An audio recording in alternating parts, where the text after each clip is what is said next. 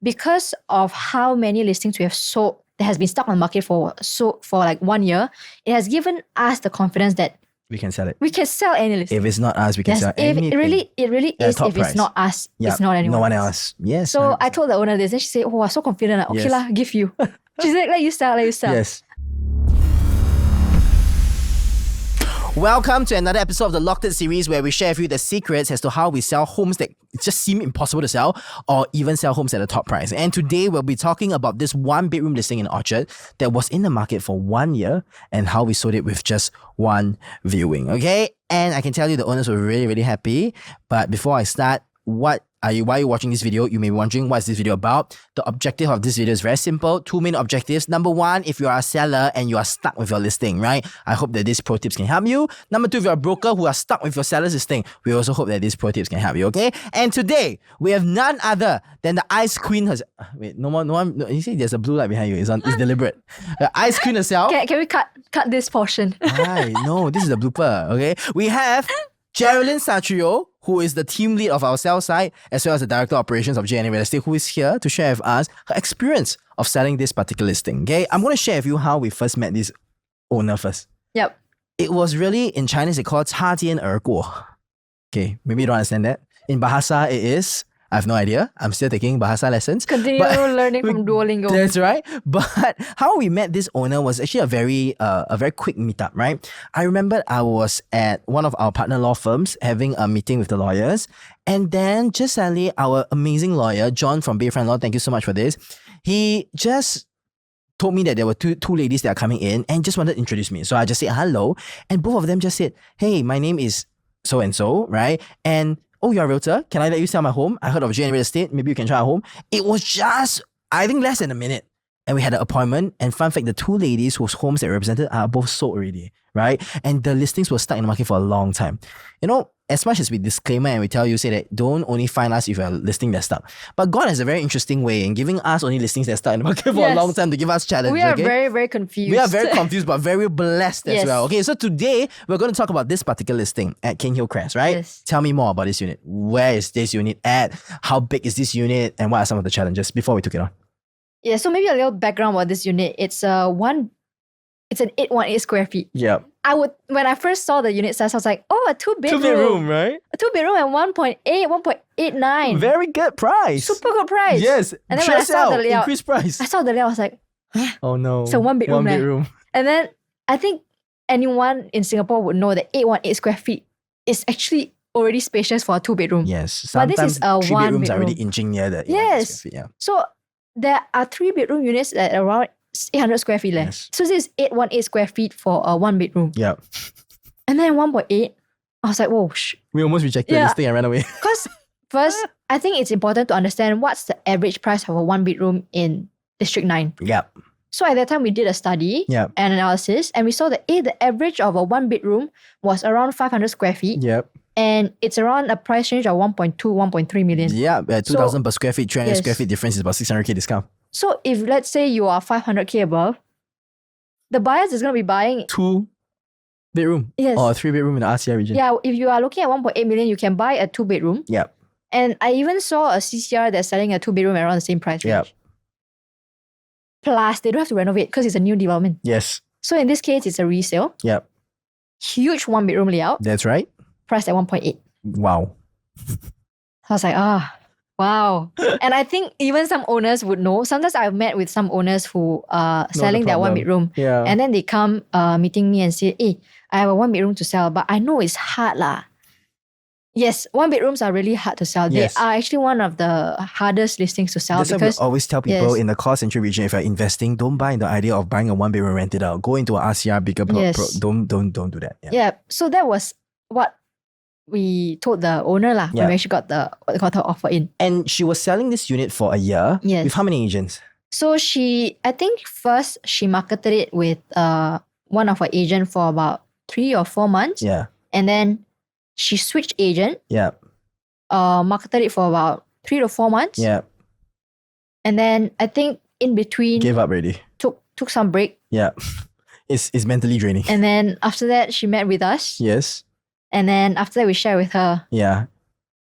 confidently if the listing cannot be sold by us. No one else can sell it. Yes, 100%. Because the amount of meticulousness and the marketing and the micromanaging we do to the listing is insane. Yes. And we represent it to the best. Yes, I think thankfully we know that don't send us hard listings. Yeah. Send us listings if it hasn't been on the market yet. But because of how many listings we have sold that has been stuck on the market for like 1 year, it has given us the confidence that We can sell it. we can sell any listing. If it's not us, we can Yes, sell if anything. it really Yeah, is. top If price. it's not us, Yeah, it's not anyone. No one else. Yes. So I 100%. told the owner this, and she said, "Oh, I'm so confident. Okay Yes. lah, give you." She said, "Let you sell, let you sell." Yes. Okay, so and then after that, we actually took up the listing. Another challenge that we got was it's a tenanted unit. Yeah, wow. Yeah, so tenanted unit. The tenant wasn't the easiest to handle, but we still continued to try manage. We have a tenant good liaison team relationship. to Yeah, make sure that tenants are happy with us.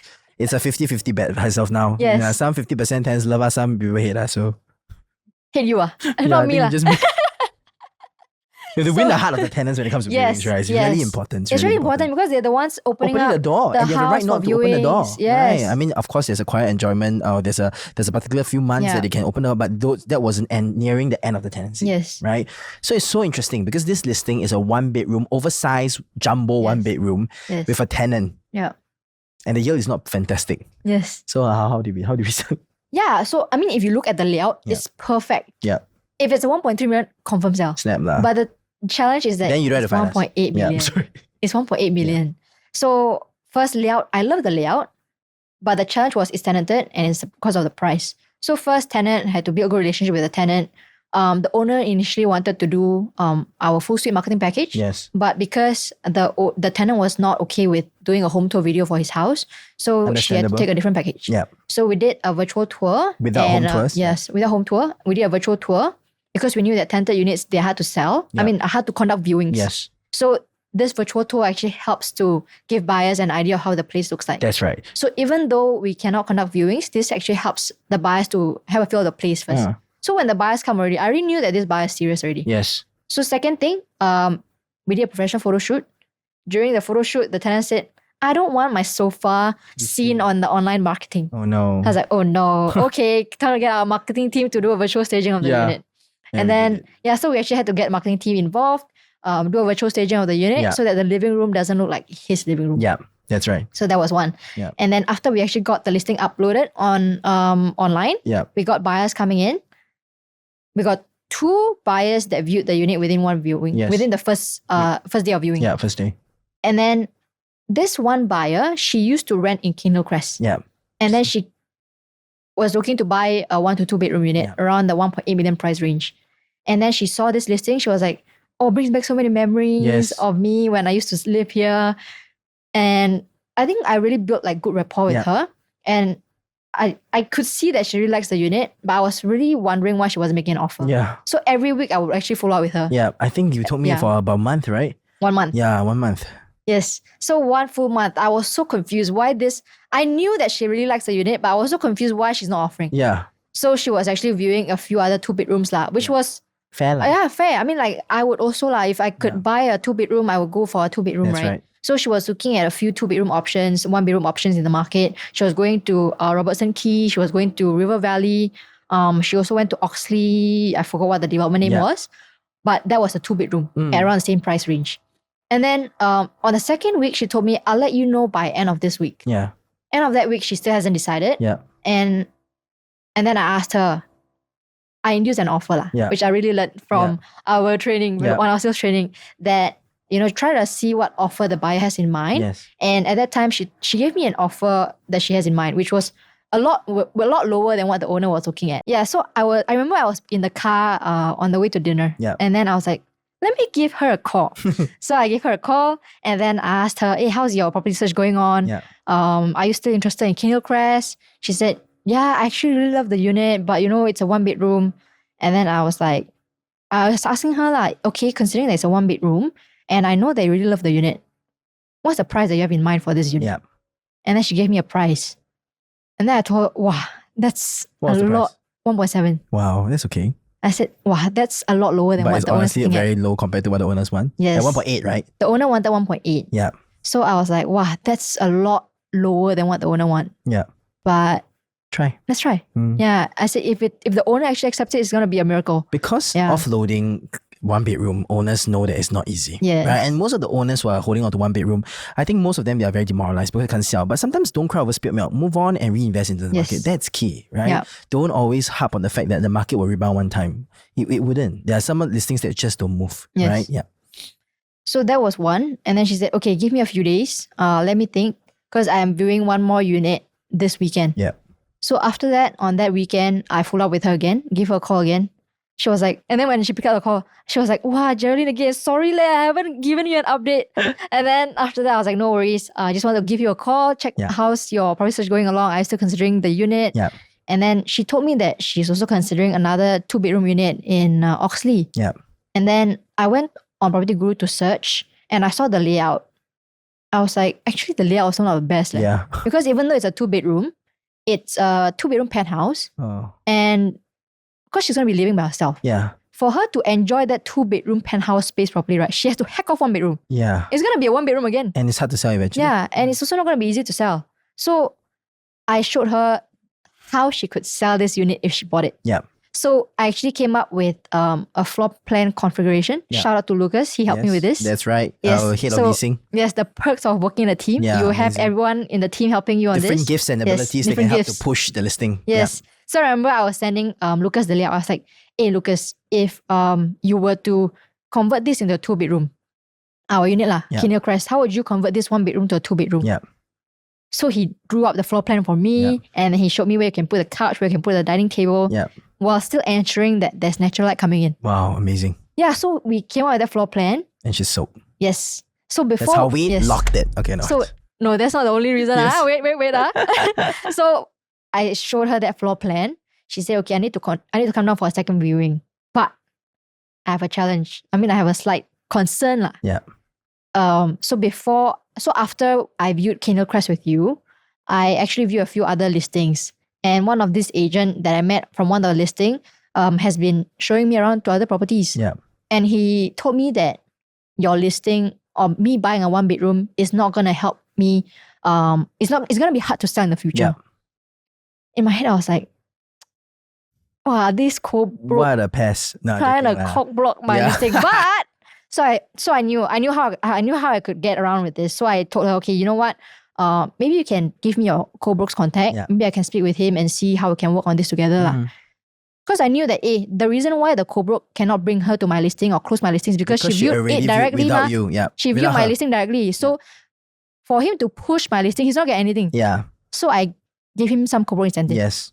So that was how I managed to get him to say some nice things about my unit. Yes. To Which give her honestly the is not that bad assurance, if you can reconfigure it into a 2-bedroom. Yeah. 818 square feet is very comfortable. Yeah. Yeah. With natural So- lighting, not like asking you to stay in a bomb shelter. Yes. Because I think a lot of challenge with reconfiguring the layout Yeah. is you are not going to get lighting to maybe the living room or the Yeah. bedroom. So in this case, the good thing is there is natural light that's coming in from the kitchen. Yeah. And the kitchen can be open concept.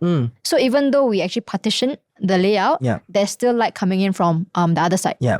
Yeah, so you still get light from like all the rooms and the living room. Yeah. Yeah, so that's one. And then I worked with the co-broke, give him a call. Yeah. I said if she needs to come for a second viewing, Yeah. let's arrange a second viewing. Yeah. Let's discuss on the co-broke Yeah. comms. Yeah. Yeah, Yeah. because I wanted him to push my unit lah. Yes, I mean, of I didn't want, because the thing was he kept telling her that 1-bedroom cannot buy. Yeah. But also because he wouldn't be able to You get wouldn't any be able to comms. transact anything. If Yes. yeah, that's right. So we had to incentivize the co-broke with this. Yeah. So before I go into how the owners feel after the offer was given, and I Yes. remember the owner was so happy. Now she's talking to the investment team. She want to reinvest into the Yes. market.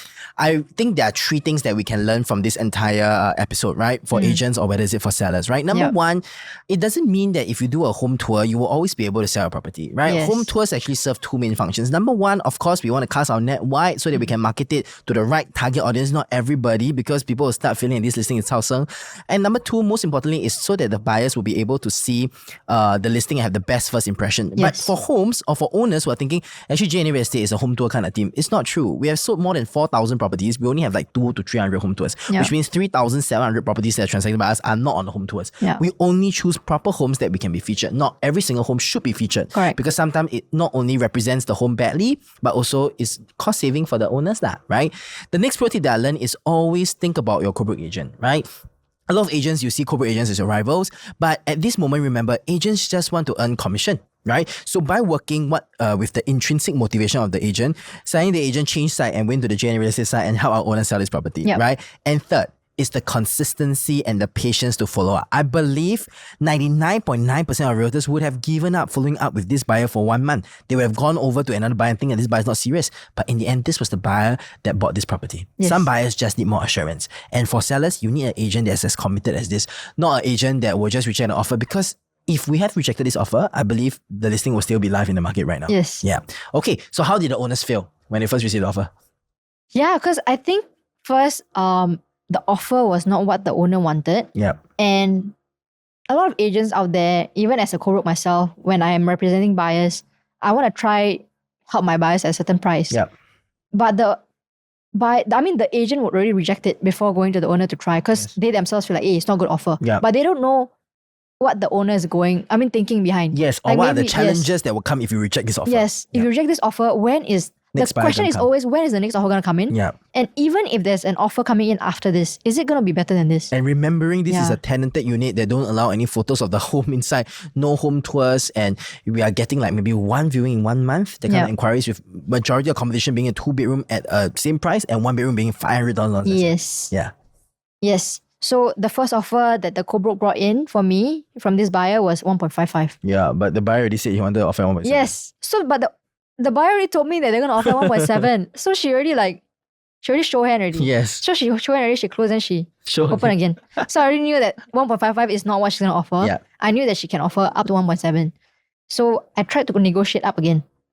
Gave me at 1.62. Yeah. I told the co-broke, honestly, I already spoke to the buyer. Yeah. But to give the co-broke some respect, Yes. I went through the co-broke. I didn't Yes. go through to the buyer Buyer. directly. So I told him, I said, actually, I already spoke to your buyer before this. And I already knew that she can offer up to this price. So why not you give me your best offer, so I can also push and do my best for you guys to Yeah. speak to the owner. Yeah. And then they finally managed to give us the best offer at 1.7 million. Yeah. I knew that it was 100K below the owner's price. Yes. And there was, I kind of felt like, maybe there's some room that the owner still wanted to push higher than 1.7. Yeah. But before going to the owner, I did some analysis on the 1 bedrooms, and I also did some analysis on the investment options that she has. Yeah. So when I got this offer, before going to the owner, I actually prepared some analysis for her on what she could buy after selling this. Yeah. So after meeting her, I remember I met her at Jewel, and we met at Starbucks. Yes. And then I presented the offer to her. I shared with her some of the challenges that we are facing. And the challenge was that at this price range, people can buy a 2-bedroom. Yeah. And for us to even get an offer within one viewing, It's really a miracle. it really is a miracle. And it really God's just grace. dropped from the sky. Yes. From God's Yeah. hands. Yeah. Shoo. Catch it. Yeah. Have to cherish it. Yes, really have to cherish it. And then I told her that it's not about today. The reason why I'm here is because I genuinely feel that you should really take this offer. Yeah. Because even if another offer comes in, we really don't know if it's going to be below 1.7. That's What right. if another listing of your size 1.6. that is on a higher floor decides to price at the same price or something lower? Yeah. This buyer will go to that listing. 100%. I would do Yeah, it. you don't know. So Yeah. I was like, maybe let's focus on the investment option after this, Yes. because today, if you don't take this offer, it's not about us losing out on the 100K that you're Yes. looking at. Yeah. It's about the 300 or 400K that you're Can looking make your at next flip. in your next property Yeah. or your next investment. Yeah, I think Yeah. touching on this point, right, a lot of owners will feel that, why do you all sell 100K under, right? I think I just want to share with everybody out there, whether you're an agent, you are a owner, you're a buyer, there are 3 kinds of pricing that I always talk about in the team, Yep. right? One is the bank valuation, which the owner never wants. The other one is the owner's asking price. And last but not least, which is the most accurate,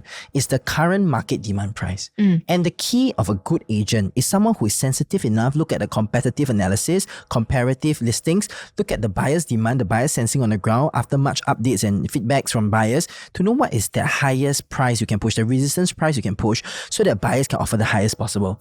If you miss that and you keep insisting on your price, your listing is going to be stuck and you're going to miss out on the investment opportunity Yes. that we're talking about. And I believe later on the investment team came in, Yes. right? How did it go? Yeah, so the moment I shared with her, she said, yeah, okay, let me just give a call to one of my friend. Yep. And I think she just wanted some assurance lah from someone.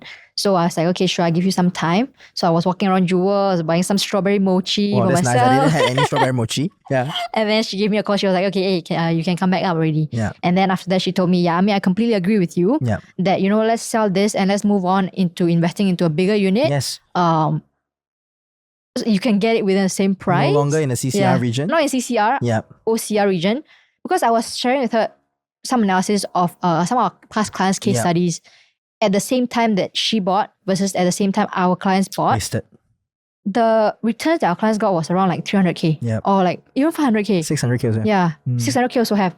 And it's within the same time. It's really within the same time frame. Yeah. So I wanted to show her that, it's really time to look into another investment opportunity. Let's not get stuck on this. Yeah. Let's focus on moving on and reinvesting and getting the money back in our next investment property instead of focusing on this one. Yeah. Which I love the beautiful synergy between the sell side team as well as the investment team. That's led by Grace now. Yes. And I believe she came in and she spoke to her and she went on to another asset, right? So now she's looking at a bigger 3 or 4 bedroom unit in the OCR region. Yes. Or maybe a 3 bedroom in RCR to actually invest in. Yes. So this is something that we have to learn, unfortunately, from some of the mistakes that owners make when it comes to investing, right? Yeah.